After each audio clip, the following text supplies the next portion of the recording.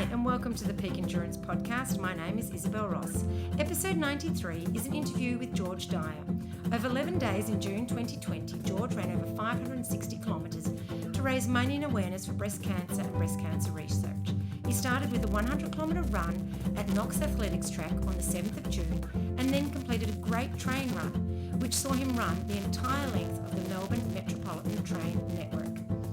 The reason he did this was he was inspired by the early passing of his mother at the age of 60 from breast cancer. George decided to dedicate the month of June of 2020 to fundraising, along with his two daughters, Ashley and Taylor, who dyed their hair pink for the cause. I first heard about George through a friend of mine, Jodie Street. One of her friends has breast cancer, and they ran a portion of one of his runs with him. Jodie and I were actually out running a few weeks ago, and we happened to bump into George. We stopped to chat, and when I heard about George's run and the amazing cause, I knew I had to interview him. Also, in collaboration with Wild Earth, every month I will start to be bringing a short interview with Ando, or Anderson. He will keep us up to date on the latest gear for trail and ultra running, or basically pretty much any other adventure that you can think of. Our first interview is in this episode, and I do really hope you find it interesting. Are injuries or niggles ruining your enjoyment of running and hindering your performance? Get on top of these and see the specialists at Health and High Performance, utilising the latest in technology and with a wealth of experience.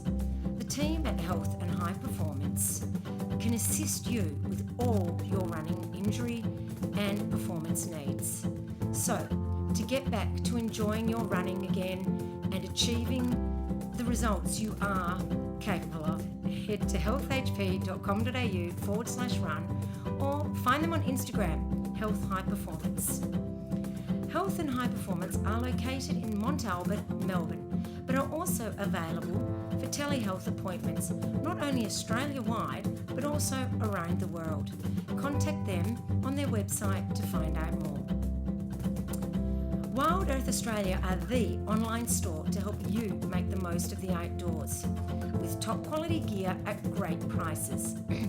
Peak Endurance podcast listeners can use the discount code Peak Endurance, all in capitals, to get 10% off at checkout. Head on over to wildearth.com.au to get everything you need for your next adventure. Thank you so much for supporting the podcast. I really appreciate all the people who have taken the time to get onto Apple Podcasts to rate, review, and subscribe. Then Girl gave 5 stars and says, I've just found this podcast from the Two Bays Facebook page. What a great range of topics and super informative. Love it. Marshall, I think, also gave 5 stars and says, really enjoy this podcast and the variety in content. So good to have access to so many wonderful guests and the host who really knows her stuff.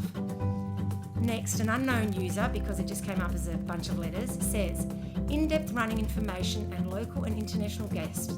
Highly recommended. Thanks so much for all of those reviews. If you enjoy this episode, please do go on over and rate and review and subscribe. At Peak Endurance Coaching, I coach athletes to run any distance on any surface, be it road, track or trail, from beginners to advanced. If you are interested, email me, isabel@peakendurancecoaching.com.au, so that I can help you with a structured, individualised plan that takes into account your life and your running needs. Enjoy the interview with George and the little snippet with Ando.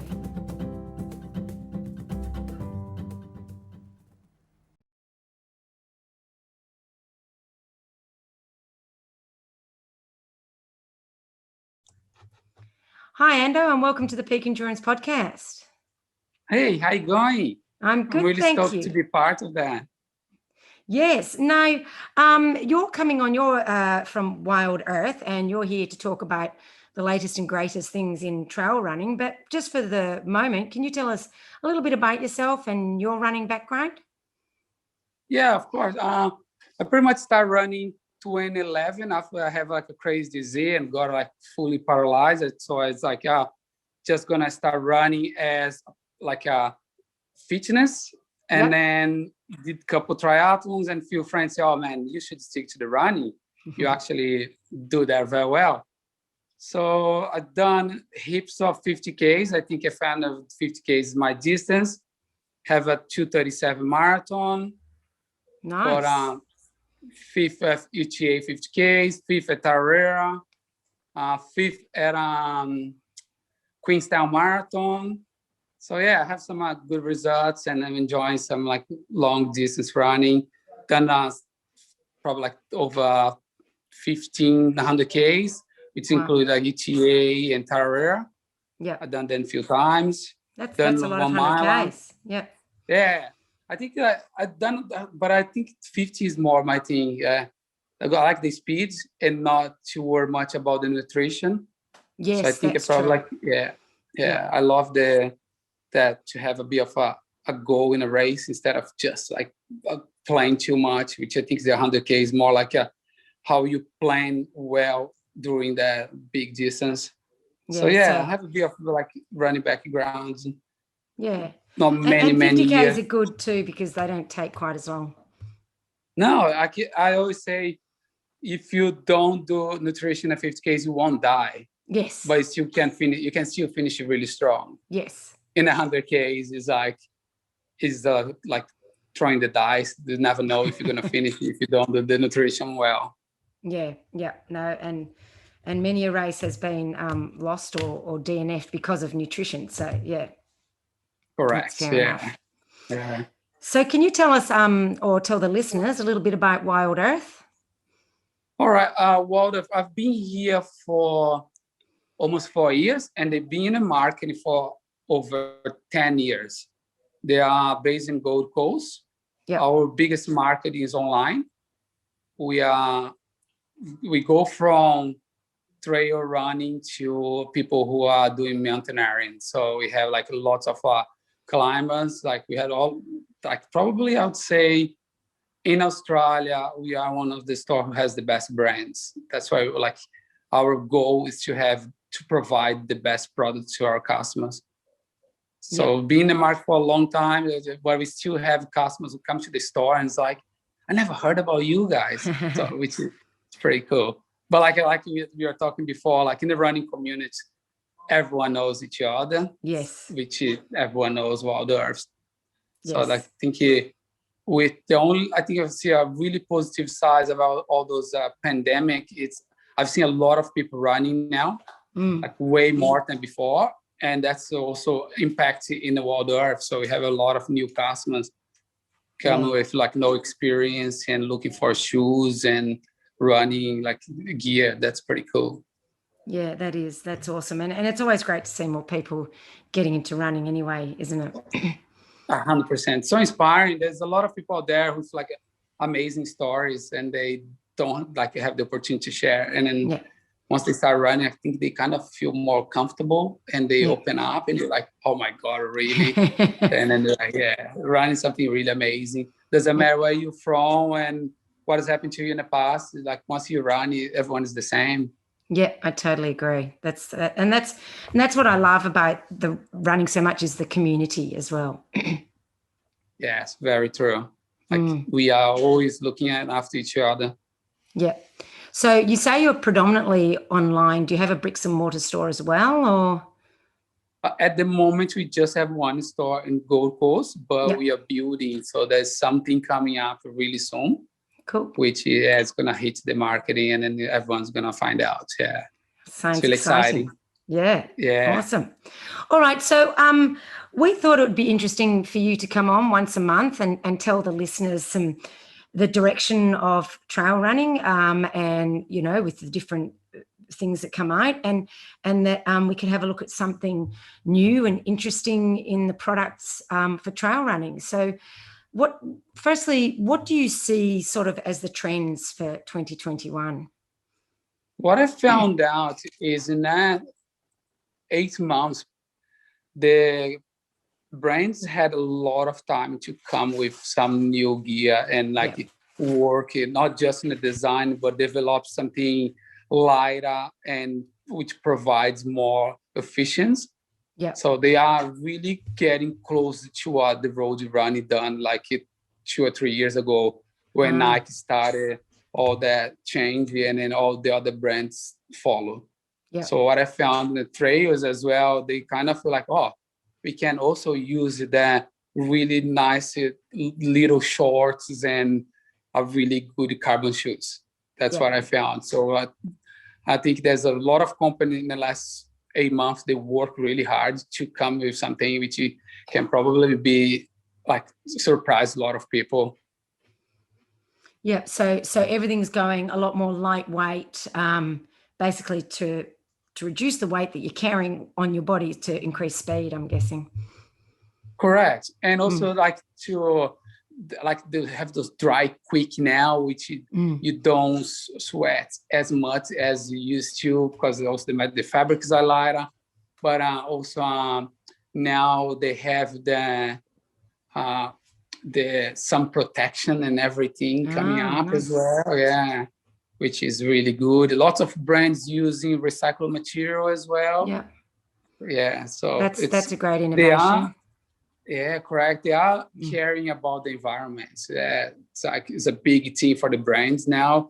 You see all the packages now change from plastic to other recycled fabrics, which is pretty good.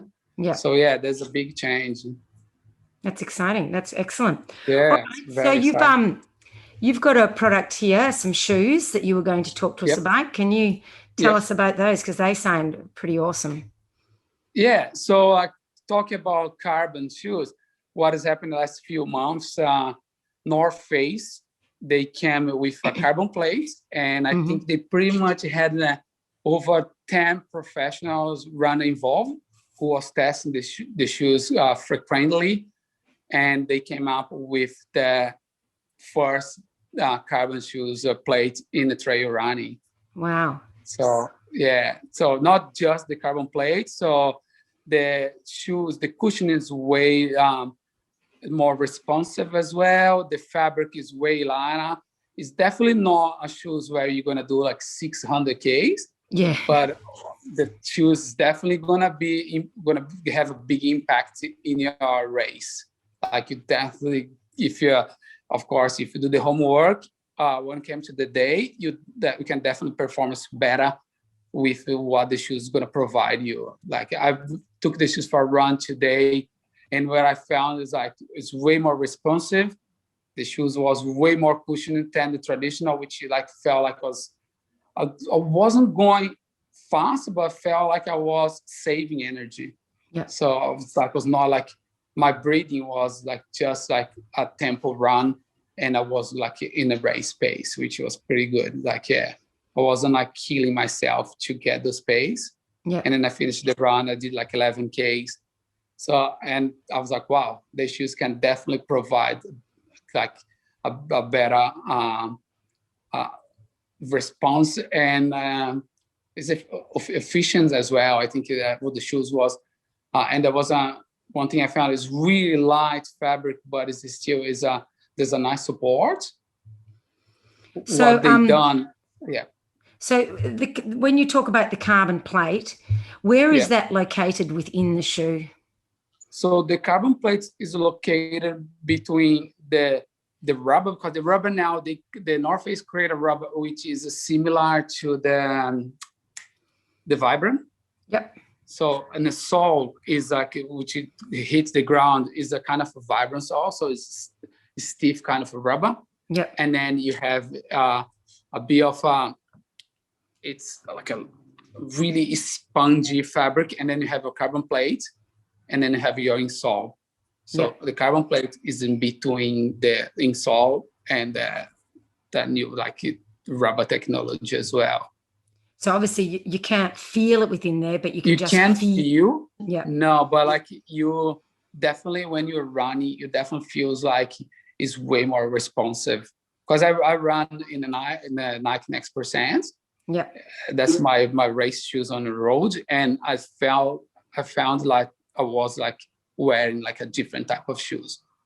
So for those people ask me, they think sorry. People ask me, they think you're cheating. I was like, no, don't get to that far. But the shoes is definitely like something to think about when if you love races. Yeah. is definitely something to probably, I think a lot of people are going to be thinking about, like, have them. Yeah. So the carbon plate, what is, for those listeners who don't know, what is the purpose of what does it do within the shoe? The purpose is in the carbon plate is pretty much save your energy and provide more balance. So you will be pretty much working your top of your efficiency, but not using as much energy. So you'll save the energy, and also helps you to have the really nice form, which like the soles provide you to run really well in the middle foot to your toes and not use the heels as much. Yeah. And I'm really here with Stride, and I really found like the shoes was really making me move forward, which is like the bounce in which hits when I was hitting the toes in the ground, felt like it was just pushing me to have the high knee automatically. It's not like something you care about. Yeah. So I found I was like even helping the technique as well. So, and you were saying you wouldn't necessarily get a heap of kilometers out of the shoe. About how many? Definitely not. I'd probably say you can get like 500 Ks, but which is still okay. Yeah. It's like for example, I got the road shoes, the Nike road shoes, and it's been 2 years, because when you're racing, you don't put that many Ks. Like, I've done. But it's like still important to practice in them occasionally, wouldn't you say? Correct. Yeah. Yes. 100%. Yeah, you cannot like just take it off the box and put it on and race. That's right. No. You're gonna like Now, if people are ordering those shoes online, do North Face shoes run true to size, or do people need to order up a size, half a size, down? What's is it narrow? What is it? At the moment, the shoes haven't landed here yet. Mm-hmm. The shoes are not in Australia. So apparently they are coming at the beginning of March, and some at the end of April. Yeah. And the saddest thing is in Australia, there's only 50 pairs coming in the first. Yeah. So we get 25, and there's a 25 going to be shared to other companies. So it's going to be something. Is that because of COVID? It's difficult to get stock, or is it just because? Apparently, the numbers of like also build it up in America as well. So when everything happened, that's like lots of more people running there. Yes. And we had, I remember when Ultra started making shoes, they did something similar. They were giving everything accounts, and it was so hard to get shoes in Australia until they like found out, they actually have a good marketing for us, and then they build it up the numbers. But I think in that case, it's just, I don't think they made as many shoes because it's just crazy. Like lots of companies are struggling to find a place to make the gears, and So, but if people do get an opportunity to, is the sizing like size is like normal, like 8, 8.5, 9, 9.5. And as any trail shoes, I always recommend go half size bigger in compared to the road shoes you have. Yeah. Just for the upper heels and down heels. Yeah. And do you think other companies will follow suit and start making a carbon plated shoe as well? I think it's like they're probably gonna wait like a month or two and see what's gonna happen. Yeah. Because I know they have one of the athletes who took the shoes and won a couple of races, and is being hunting for some PBs and course records while like COVID was on. Yeah. But I think once that they are in like a big race, and if they can see the results, the people definitely gonna take on board. Yes. But at the moment, I think most of the companies gonna stick to what they have. Yeah. And see like how, because I have lots of people sponsored by all the brands who like, how did you get the shoes? Can I try on?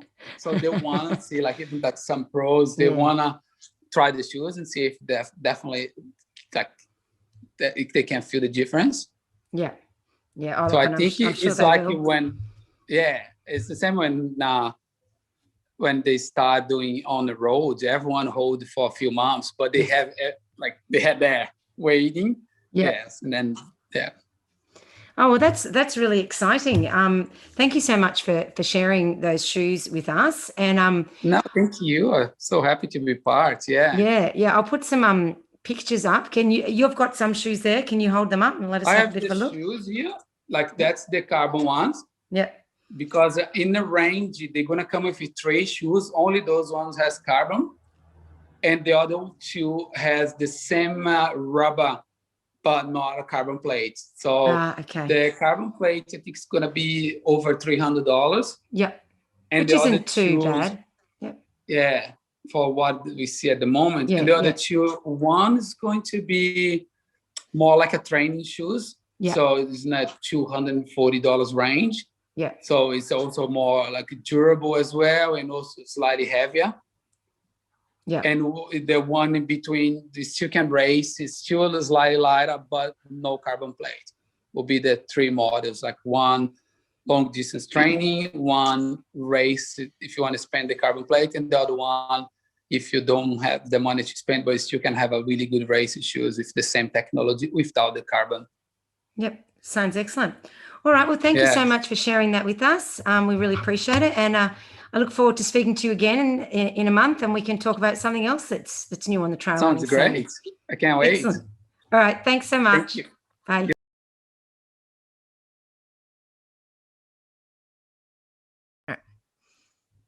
Hi, George, and welcome to the Peak Endurance Podcast.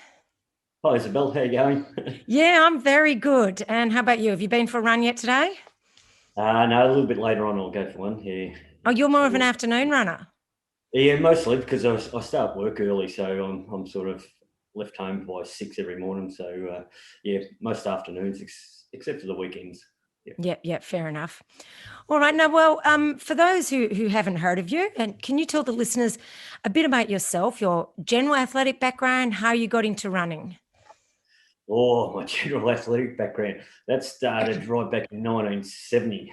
I started little aths at Knox Athletics. I did six years there, and I've now been a member of the senior club for 45 years. So wow. Yeah, so all up 51 years in athletics. So my family, I've got a big family, and we're all been sporty along the way, and we all went to little aths and so forth. Yep. And so how old were you when you started Little Ath? Like what's the sort 6. of... Yeah, 6. 6. So, yeah, so 50 years involvement now. Down That's awesome. Yeah, so young age to start, but wouldn't say I was a runner much either. I've mainly turned to marathon running when I was 39. Before that, I was more of a shot put, discus, hammer thrower, multi-event type person. Always ran a bit, but yeah. So sporting background, I played football, played over 200 games of footy. Wow. Yeah, that was mainly juniors up to about 20 years of age, and played probably 20 years of basketball as well. So, oh, okay. And you haven't found that basketball has like I do know some basketballers who get injuries to their knees and that from the jumping and that. You haven't found any problem with that? No, when you're short and squat, you don't go up for too many rebounds. No, my knees are... You're more dodging, are you? Yeah, I'm the weaving in and out. I've been a little annoying pest on a basketball court. So you recently completed an epic running challenge that you named the Great Train Run. Can you tell the listeners what this involved? Oh, the Great Train Run. Yeah, that was part B of the challenge. My 2 daughters, two daughters of mine, they decided to fundraise for breast cancer last year, and in June, go pink. They wanted to dye their hair. And my mum died of breast cancer about 27 years ago, so pretty close to our heart.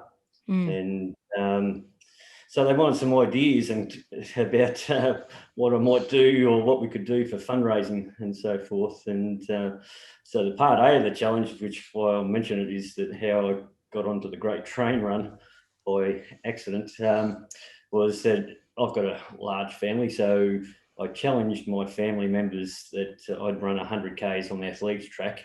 If they all got out, that I donate $1 for every K they did, as well as the Ks I did on nice. the day.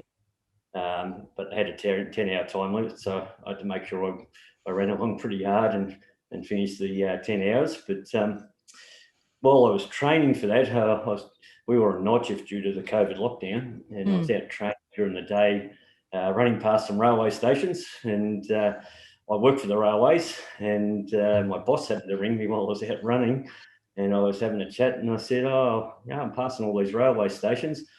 I should one day run every train line in Victoria, in Melbourne." So he said, "Oh, that's not a bad idea.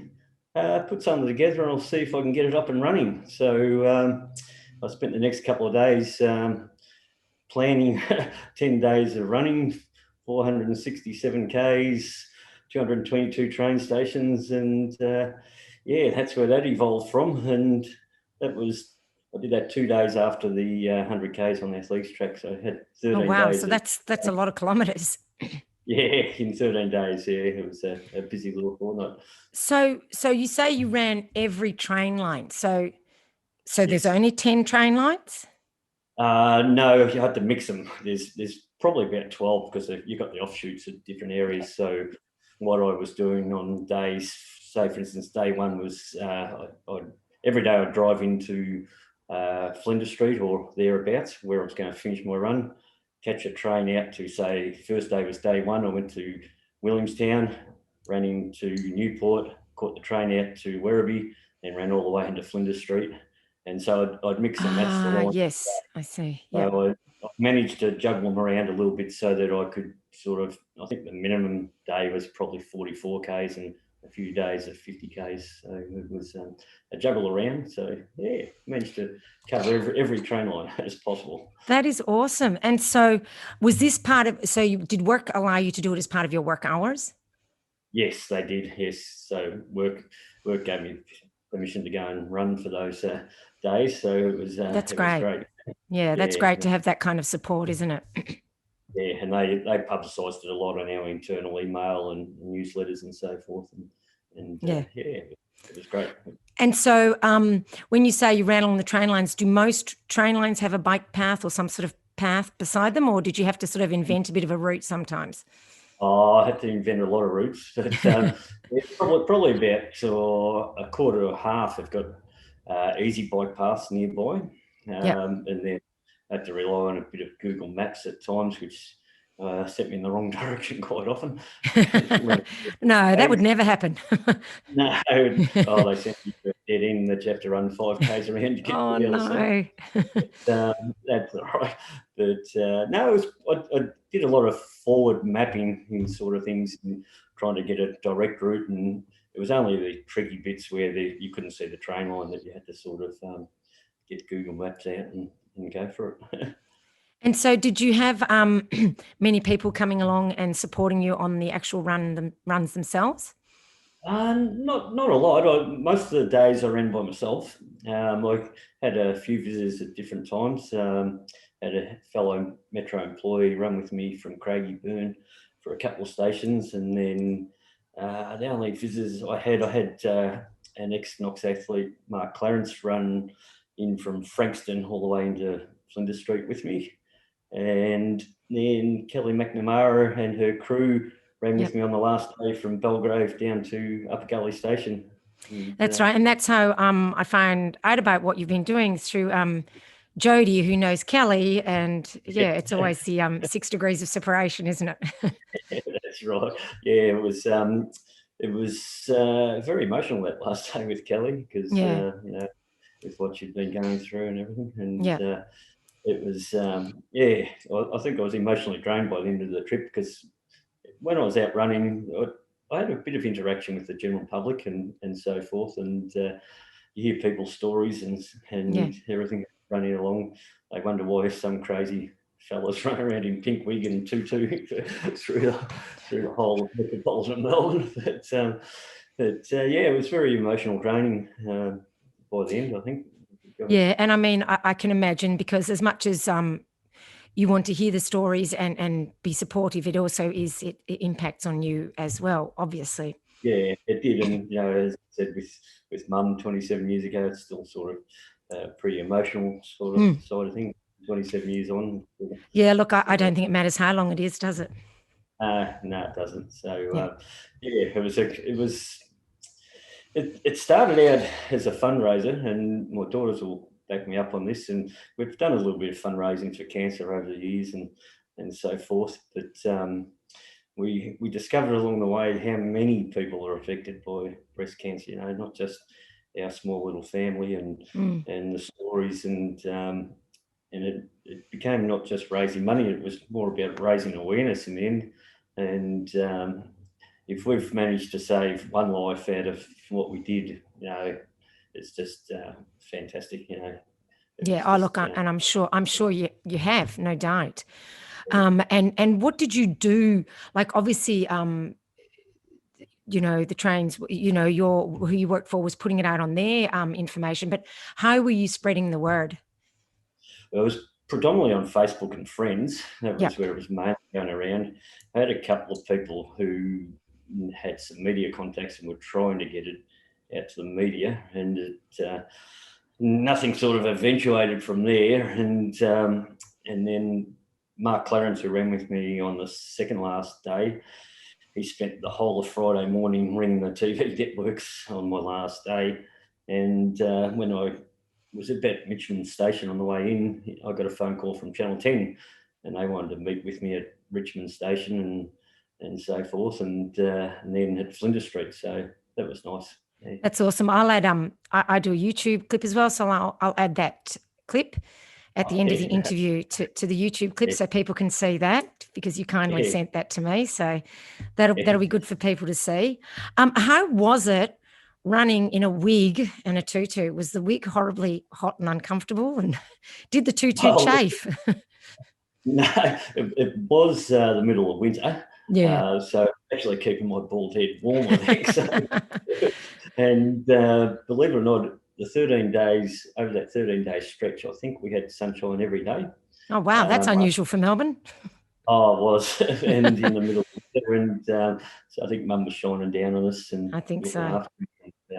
It was the tutu. Well, I wore a pink singlet and pink bike shorts underneath, and Vaseline's always handy. So, a few jars of Vaseline.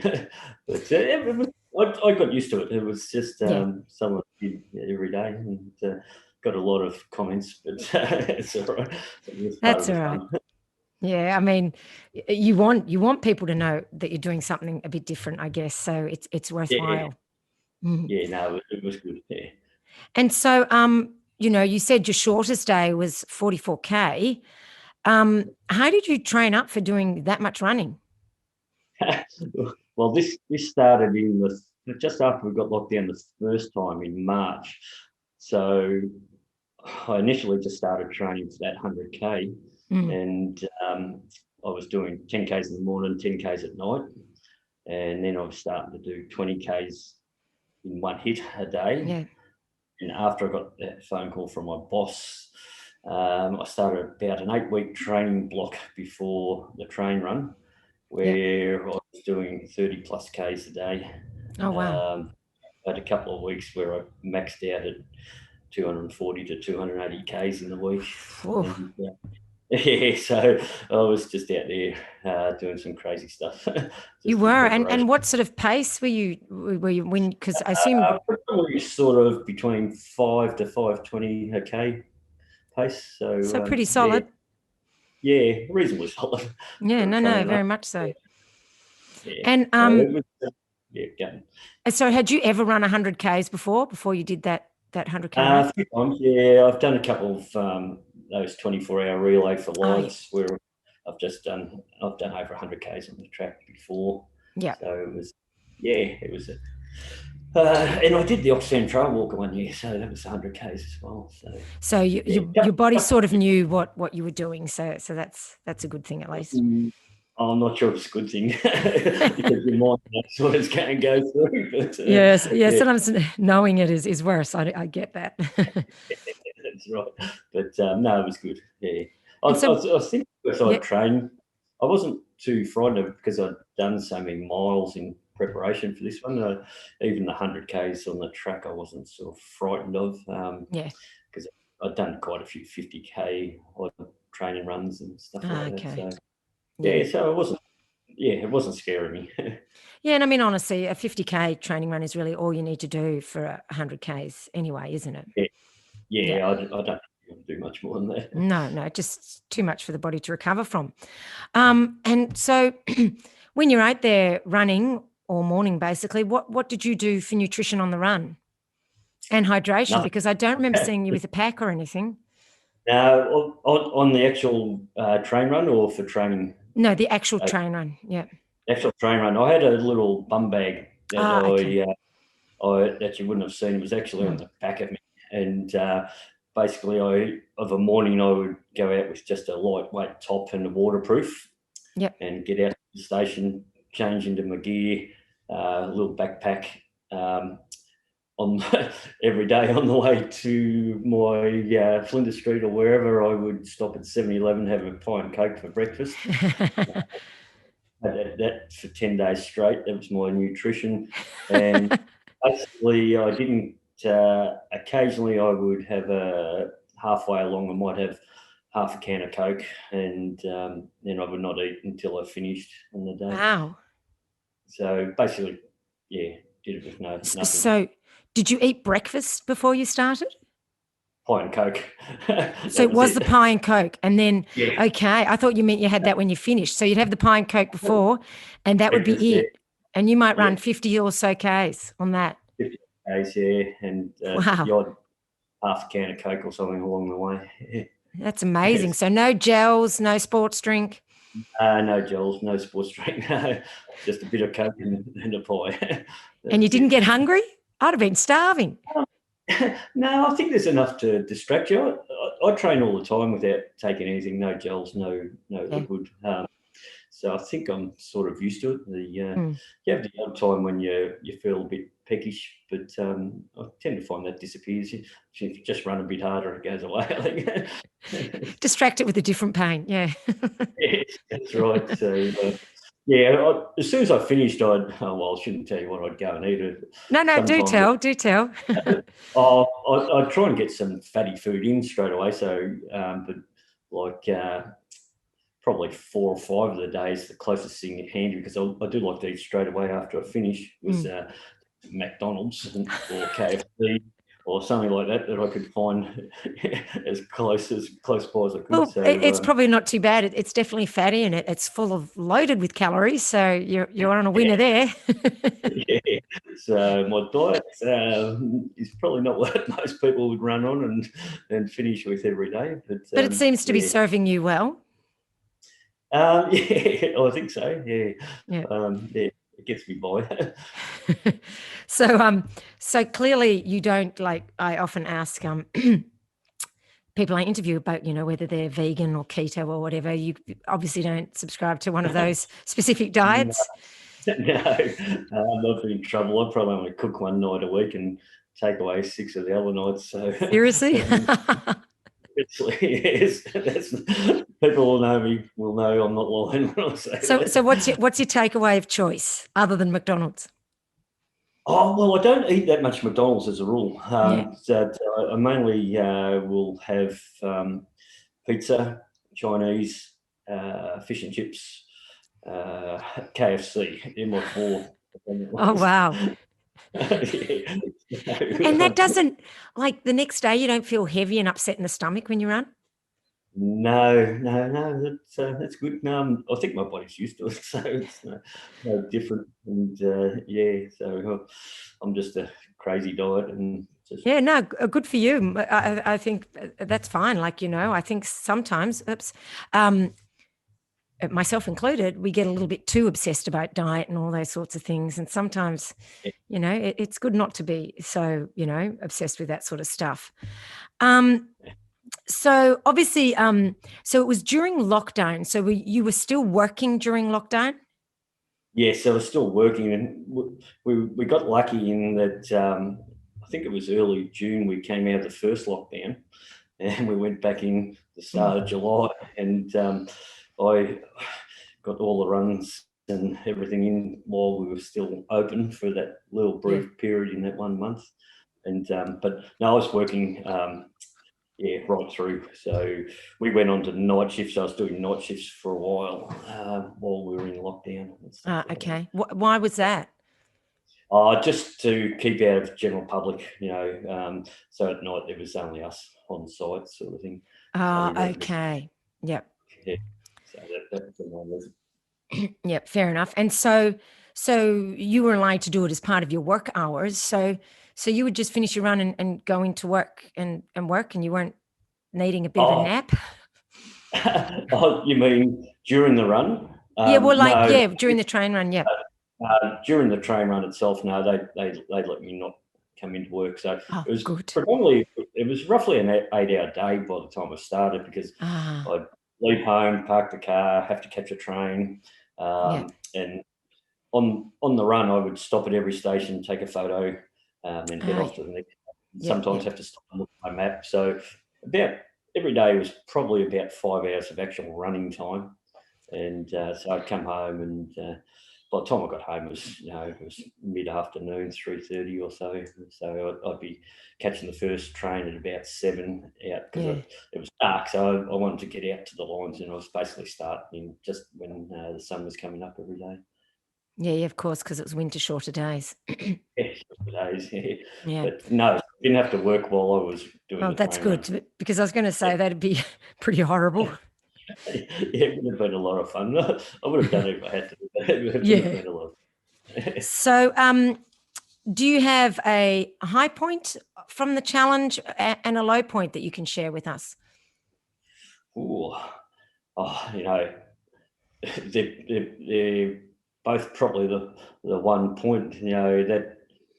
That day, with Kelly, just to see her out and have Kelly run with me down from Belgrave, but at the same time it was a low point knowing what she was going through, so I think that was probably the high and low point. It was it was just I mean, she was going, for the listeners, she was going through a difficult spot at that time, but she seems to be doing pretty well at the moment, which is awesome news. Doing great, fantastic, and I think those were there was so many fun parts of the journey. It was people said, "Oh, didn't you get bored? What did you do all day?" and stuff like that. But time went past really quick, and I'd love $1 for every time I got wolf whistled at or get up or something like that. But it was fun. I enjoyed it, but I think that would be the high and low point of the whole run. And so did you, speaking of, getting bored or whatever, did you listen to, did you have headphones? Oh, no, I never run with headphones, never do any training or no. Oh, wow. No. Good for you. Just off in the wilderness with my own thoughts. So, no, I don't like running with headphones or anything. You find it distracting? Yeah, distracting, just annoying probably more than anything. So, I don't even like running with a hat. So, that's where running with the wig was quite different for me to have someone in my head. Yeah, if you don't like running with a hat, definitely. Yeah, but there was a purpose behind it. So it's sort of, I think it was easy to accept. Yeah, that's fair enough. So did you have any niggles or injuries along the way? No, I'm pretty healthy in that regards. Because I did the 100 Ks 2 days before, the first day was just still a little bit stiff. But no doubt. After that, but after that, I was pretty good. Body would recover every day to get up and go again. So, must have been that McDonald's. and the KFC and the pie. There's a lot of Coca-Cola. I drink a lot of soft drink. I drink soft drink. Oh, do you? You drink a lot of soft drink as well? Oh, yeah. I'll probably drink 1 litre to 2 litres a day. Oh, wow. So wow. I'm not a great candidate for the... No, but I find it really interesting because clearly you're a very good runner. So I just find it's interesting that either the human body adapts to that, or you just have to you have a particularly good constitution that can deal with it. Yeah, I think because I've had the diet for so long, I think my body's just adapted to it. And I was on that diet before I started marathon running and so forth. So I think it just naturally took it on. And I have tried eating healthy at times, but I didn't find it changed any difference with my speed or times and stuff like that. So yeah, that's interesting. So do you ever eat vegetables? Not that often. I enjoy them when I go out to dinner. If I'm at the pub and have a meal, I don't mind a roast and veggies, but I probably only eat veggies probably 2 or 3 times a month, and Oh my God. probably 2 or 3 times a year. So I'm a little bit different. That's hilarious. And what about water? Do you ever just drink plain water? Rarely, yeah. I do drink a little bit of sports drink of the Gatorade with no sugar at times. Yeah. Because I'm getting plenty of other sugar. So when you drink soft drink, do you drink the full sugar or do you get the diet ones? Oh, no diet one. No, it's full Coke. Yeah. I think to be honest, I'm not mad keen on artificial sweeteners. I think you're better off to have the full sugar than the artificial sweeteners. Yeah. So Yeah, no, definitely full. So how's your recovery been since completing that run? Well, because we went into lockdown, I didn't have to sort of recover as such. It's the human body's quite an amazing thing. I think. I was thinking before this interview, and I didn't know what questions you were going to ask me, and I was thinking a bit when Eliud Kipchoge did his sub-2 hour. I can't remember exact title he used about Without Limits, but I was also thinking of the Steve Prefontaine movie that's called Without Limits, and I think the body has a lot of limits that we haven't explored in that regards. And I found, because this ain't the first time I've done some crazy things, and I slowly discovered, and as I said to you before, I listened to the interview of Matt Whittaker last week, and you were talking about, how long you need to recover before you race again and run again. About 5 years ago, I got to go on my first overseas trip, and I decided to do a marathon every weekend. And wow. And yeah, and that was a little bit crazy, and I thought. So you were overseas when you were doing the marathon every weekend, and was it an actual official marathon or just marathon distance? No, official marathon. Yeah, in 5 different countries. And then I came back and did Sydney on the 6th weekend, and so I didn't know what to expect. I thought I'll go jog the first one, and I'll do the first one hard, and then just jog around the rest of them. But I found that the body was pretty well recovered by after a week, and the times weren't getting any worse. They were pretty good. And so what was your times for those marathons?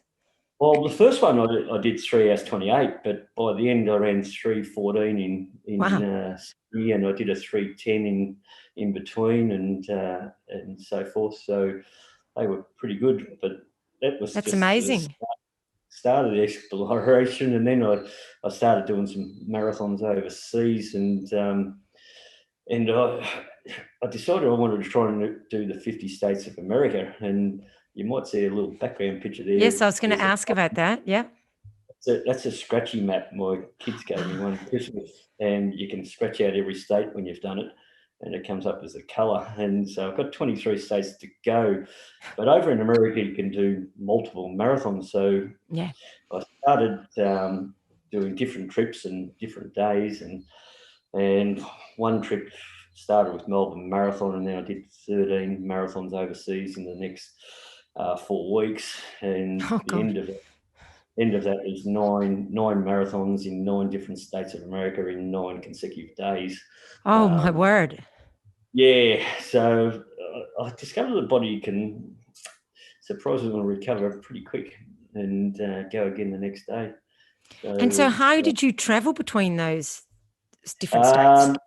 Some were flying, and some were by car. And it was quite an adventure the last 9 days. Yeah, that sounds like an awesome adventure. like sometimes, I know on day 8 I got into Charlotte at midnight and was running at 7 a.m. and then flew back out at 1 p.m. to get to the next site. So you're in and out, and so you just have to do what you can and get back up. But the body could handle it. You get back up the next day and off you go again. Because your body was not only having to deal with the marathons, which obviously is something, but also the travel, being cramped into an airplane seat or in a car, and the change in altitude and all that with the plane. Actually, the hardest bit was the altitude change, because I did from at altitude, and I didn't realise beforehand. I'd done a lot of training in preparation, but I hadn't thought about the altitude, and I did feel a bit sick up at altitude, and how draining it was. It was quite draining. It is. So what was your highest altitude run? At Flagstaff, Arizona, at about 2,100 metres, I think. I had 4 over 1,600 metres, I think they were at. And, wow. So that's tough for the body to adapt to.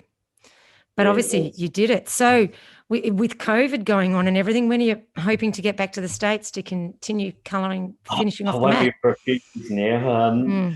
Last year, I had plans. I got stuck on 97 marathons, and I'd planned to do my 100th in Melbourne last year. So that's the plans for this year again, hopefully to do Canberra, Gold Coast and Melbourne. Yep. And then the overseas marathons are just going to have to be put on hold for a moment. I think that's going to be years away before I can get back to. Don't say that. Look, I think, we'll have to wait and see, but I think it'll still be a way off. Yeah, I think so, and it'll also be based on, you'd have to get the vaccine to be able to travel, basically. Yeah, no, that's right. Yeah, so I don't know the vaccine, but I'd like to see how it's all unfolding before I think about travelling back over there again. Yeah, no, that's fair enough. And so, obviously, you were raising money. How much money did you raise with your 2 challenges? With the girls, we ended up raising $12,500 in the end for the National Breast Cancer Foundation. Yeah, it surprised anything we did. The girls had raised quite a bit of money by themselves, and then we got to the 100K race, the actual day for just the 100Ks. On the day, we raised something like $4,000 on the day, and then for the rest of the run, so probably the train run probably raised about $6,000 and it was about $2,000 from the girls that they'd managed to raise as well. So that's awesome. And did your daughters run with you at all? No, believe it or not, none of my kids run. So, yeah, I know. Mine the same. Yeah, so no, I haven't been able to talk any of my 4 into running too much. But, maybe the grandkids. So. Yeah, you never know your luck. Well, that's awesome. And where can people, if they're hearing this and they want to donate, where can they go to donate? Well, because it was in June, that is actually finished now. That campaign. Any links that anybody sees for it, I don't think it's active anymore. I think it was still active for about a month afterwards, but it's not longer. So they just have to go on the National Breast Cancer Foundation. Yeah, which I'm sure is easy enough to do, and for a very worthy cause, obviously. Now, can you also talk us through all those? Well, not every single one of them, but you've got a lot of medals behind you. Yeah, there are a few of them are 97 marathons, most of them. Yeah. So my first marathon was in 2003 at Melbourne, and I've done every one since then. Oh wow, you've done every Melbourne. Yeah, except for last year when it wasn't on. But yeah, there's all different sizes. In America, they like to give you big ones. Yeah, they do, don't they? I like that big one on your right shoulder there. Yeah, that was the last one. That was my 9th marathon in 9 days. It was a little marathon in Kentucky. Yeah. So a little marathon with a very big medal. Yeah, it was. It was only about 50 people running, but oh wow. It was actually that was a good run. But some funny old medals there, and I've got City of the Surf medals up there, and I did one of my tours to America. I've got my T-shirt on, which is my Rocky Balboa run. Oh, People know that I love Rocky Balboa. okay. And so I went to Philadelphia and they have a Rocky Balboa challenge where you do a 5K and then 30 minutes later you do a 10 mile. And but me being a little bit different, then flew out to Las Vegas, which is the other side of town, and ran that night, did a 5K in Las Vegas, and then the next night did a marathon in Las Vegas, and then flew back to Philadelphia, where the next weekend I did a half marathon dressed as Rocky on the Saturday, followed by 8Ks 40 minutes later, dressed as Rocky, and then a full marathon the next day. So I had 7 races in 9 days, and I got some nice medals up there from the Rocky Run and Philadelphia. Wow, you are a machine. You are certainly very dedicated to your running. Oh, a bit crazy, I think. But it's a lot of fun. And, no. That's awesome. As I said before, I don't know whether I'm just lucky or managed to stay injury free.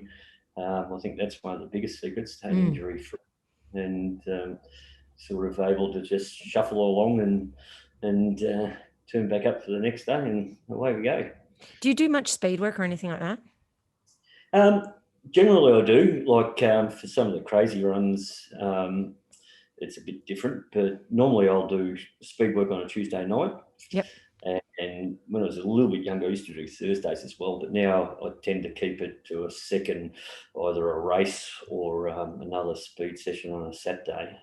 So I'll do two speed sessions a week, and then sometimes I just challenge the mind for some of those crazy tours and some of these crazy runs. I might do a crazy session like 5400s with 100 recovery and just for 5400s. I was telling a friend the other week that I did 2400s, and they thought I was mad with that. yeah, I'm just a little bit crazy, but that's just sometimes it's not the physical; it's more about the mental. So yes, definitely. Yeah, I think more often than not that is exactly what it is. Yeah. So no, I believe keeping it simple. Most of the training, 2 or 3 speed sessions a week, super long run on a Sunday, and a long midweek run, and a couple of other runs to fill in the gaps. So do you train 7 days a week? Yeah. Don't usually have a day off. There's the odd time I've got someone on, I might have a day off, but usually barring any sort of niggle or injury, I'll run every day. Yeah, well, seeing as you don't really get niggles or injuries, you probably do then. And so when you say that you have a very long run on the weekend, how long is that generally? Oh, it'll depend what I'm training for, but anywhere from it'd be a minimum 20 up to 40 or 50 Ks. Yeah. And how long's your midweek run, your long run? When I'm really training for a marathon or something, the midweek run will be 20 to 25 Ks. Yep. On a Wednesday and back up on a Sunday. I normally would like to do, when I'm doing marathon training, I'll do a 20 odd K on the Saturday and then go back out for the extra long run on the Sunday, back-to-back days. That is amazing. You are certainly blessed to be injury free, and that's the thing. It's the building the consistency up, which you can do because you're not getting injured. Do you get massages? Do you roller? Do you stretch? Do you do anything? Come on, give us some hope.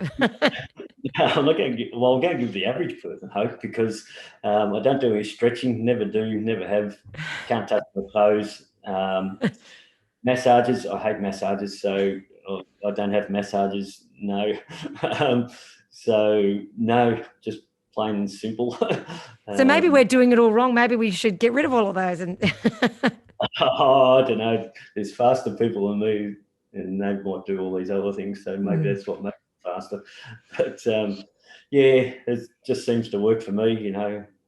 What works for me might not work for somebody else. As you know, everybody. Yeah, to be honest, I do think you're a bit of an anomaly because with the junk food and the lack of focus on recovery. I mean, I'm very jealous, but I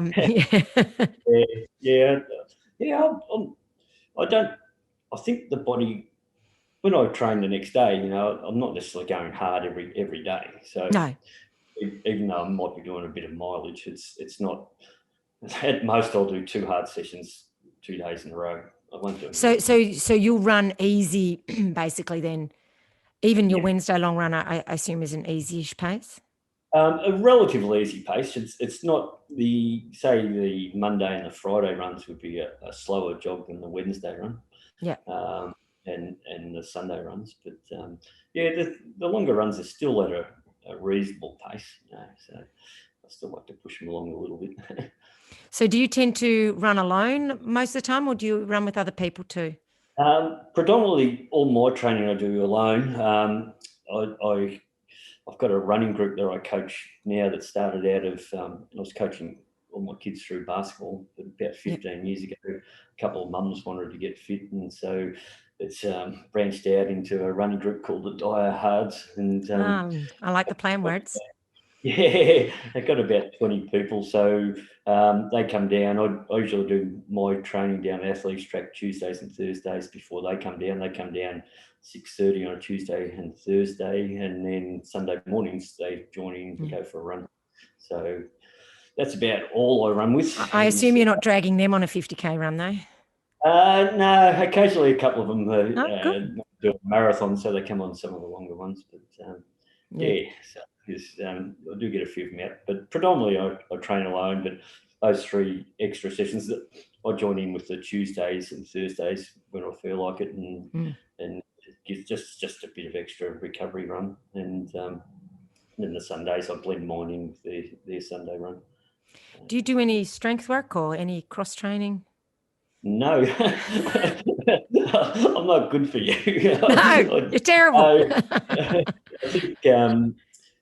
I think because I run so many miles, the legs are getting. You're too tired. Not so much tired, but I think they get enough workout, and and so no, I don't think it's one of those things I might need as I'm getting older. But at this stage, no, I don't do any. That's good. I mean, if you don't need to, and if you're going along just fine, then why spend the extra time, I guess. And so of all those heaps of marathons that you've done, do you have a favourite? Oh, I've probably got a couple. I love Melbourne because I'm a Melbourne boy. I just love Melbourne, even though people say I hate Melbourne Marathon. I love it. But so in saying that you love Melbourne, because you've done them all, did you prefer the point-to-point Frankston to Melbourne, or do you prefer it now?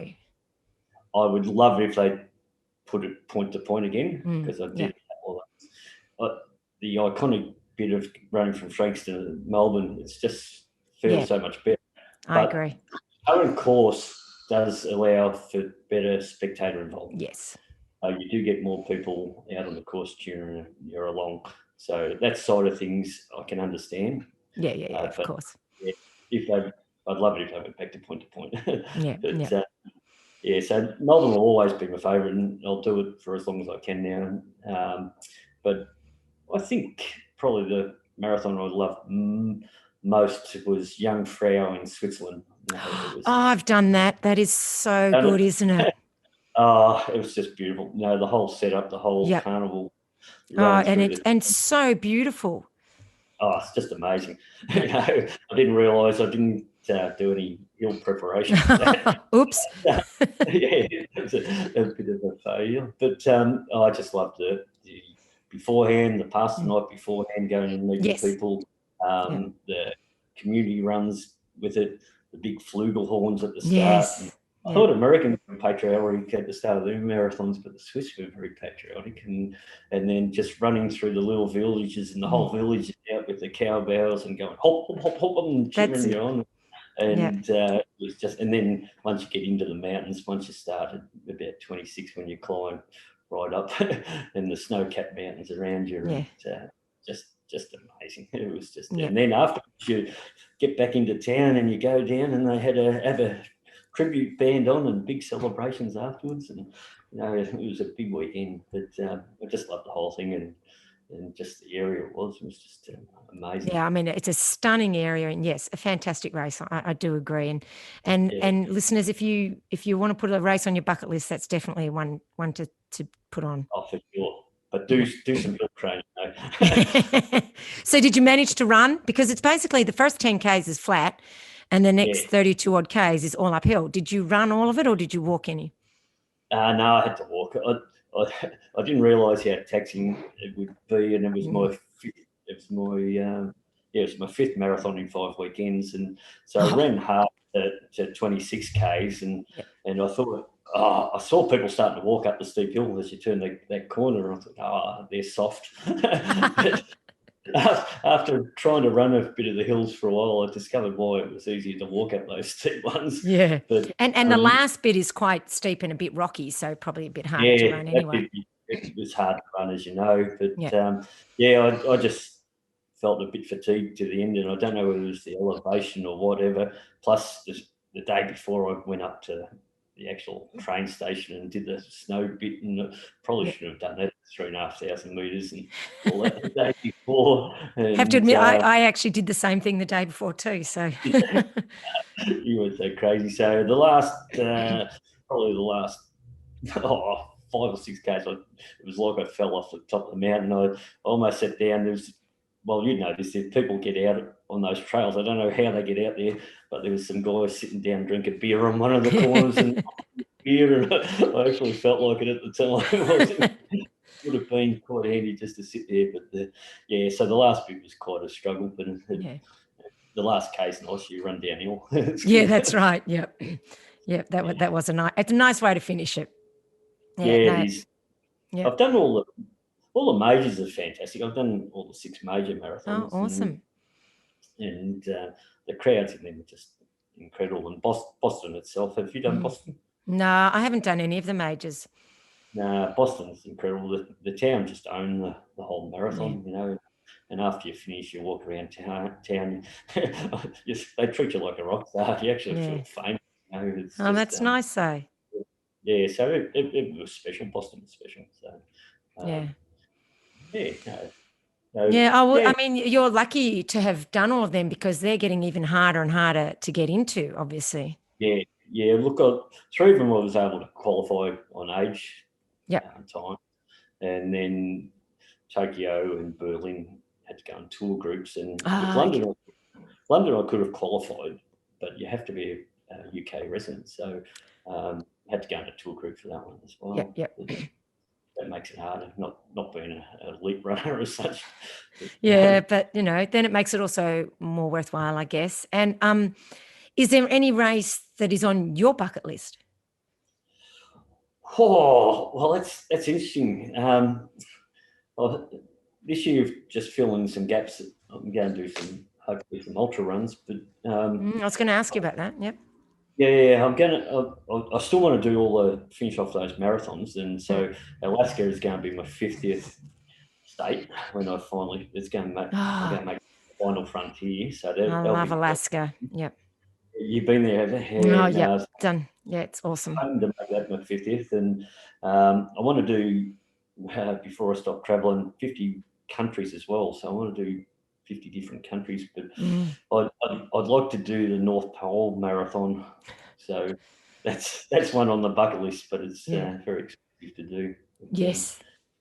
But it's, I found with some of the international marathons I've done that sometimes just being in the pokey little town, and I did Gettysburg Battlefield Marathon where there was only, I think there might have only been 40 or 50 runners, and you're just running out through the battlefields and no spectators, no nothing. But the little town itself, sometimes the little ones are even better than the big ones. I have to agree. I like the smaller grassroots races, to be perfectly honest, rather than the big, over the top ones. So, I know. I'll find some spots, but the North Pole is probably Alaska will be 2 on the bucket list. Yeah. Well, I'm sure that will be interesting, and we'll have to get you back on when you finally get to do them, although God only knows when that will be. Hopefully not too far in the future. Yeah. Well, thank you so much. We really appreciate you coming on the podcast and sharing your amazing story, not just about your great train run, but just your amazing running. And, it certainly vindicates for people that you don't always have to follow the most, exacting, pristine diet, that you can also live your life too. So it's great to hear. A little bit different. But, sometimes people, there's all these fad diets as well, and get fit in 20 minutes by doing this routine. One thing I've got to say, I do a lot of training. That's one thing, I might have a poor lifestyle outside of it. And, but yeah, there's a lot of hard work goes behind it though too. And that's it. It's the years and years of hard work that has strengthened your body and enables you to keep running. And you can't just suddenly pick it all up and do what you're doing without the big base that you have got. You are quite correct. Yeah, so enjoy your life, but just realise you've got to put in some training too. That's exactly right, and I think that's a great spot to end it. So, is there somewhere that people can follow you and see what adventures you're up to? Well, basically, I'm a bit not all that tech savvy, but you say that, but I don't know if that's true. No. Well, I've just they can find me on Facebook. If they search George Dyer, they'll find my crazy adventures. I don't. Well, I might do this searching for. I mean, I know you're on Facebook, and I might put the link in so people can see what you've been up to and follow on. Well, I've just started. I've just bought my first GPS watch, so I'm just on Strava now. And really? So you didn't used to? So you didn't record your runs? No, I never had a GPS watch, so it was all done by Google Maps and all that sort of thing with the rough. Which just goes to show that even though it wasn't on Strava, it did still happen. So there we go. It did. Yeah, that's right. And so who would have thought? People can find me on Strava now. And I've signed up to Instagram, but I haven't posted anything, so they won't find me. I don't even know what my handle is. It's probably, I'll search for you.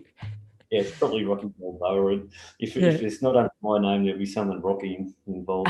Okay. Yep. Well, I'll have a look for you. You never know, I might find you. So, all righty. Well, thanks so much. It's been an absolute pleasure talking to you, and good luck with all your future runs. Oh, thank you very much. Thanks for having me. No worries. Thank you.